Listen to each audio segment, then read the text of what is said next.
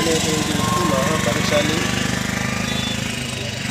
నీతి నిజాయితీగా బతికిన వ్యక్తి, ఎదుటి వారికి సహాయం చేసినటువంటి వ్యక్తి. ఆయన అందరి యొక్క మంచిని కోరిన వ్యక్తి అనేటువంటిది మేము నమ్ముతాము. అసలు దేవుడు కంటే కూడా మహా గొప్ప సమాజం మెచ్చుకునేటువంటి గొప్ప వ్యక్తి, బలవంతుడు, వీరుడు, ఇతరులకు సేవ చేసినటువంటి వ్యక్తిగా నేను భావిస్తాను. అయితే ఈ సమాజంలో దోపిడీ వర్గాలు మొదటి నుంచి వెళ్ళి కింది కులాల పుట్టినటువంటి వాళ్ళందరినీ, కులం అనేది ఒకప్పుడు లేనటువంటిది.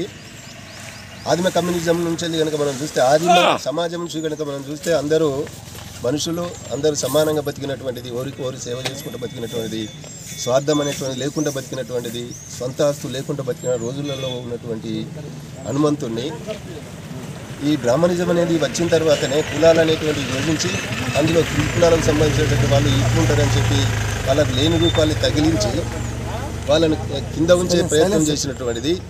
గొప్ప గొప్ప వ్యక్తుల్ని కూడా వాళ్ళని తక్కువ చేసి చూపినటువంటి చరిత్ర. కాబట్టి మనం ఈ సమాజంలో మెజార్టీ ప్రజలకు కావలసిన వ్యక్తులు కాబట్టి, ఈ మెజార్టీ ప్రజల కోసం వాళ్ళు బతికినటువంటి వ్యక్తులు మన వర్గానికి సంబంధించినటువంటి వాళ్ళు కాబట్టి వీళ్ళని మనం గొప్ప వ్యక్తులుగా, ధీరులుగా, శూరులుగా, సమాజం కోసం సమాజం మెచ్చే విధంగా బతికినటువంటి వ్యక్తులుగా మనం గౌరవించడం మన బాధ్యత.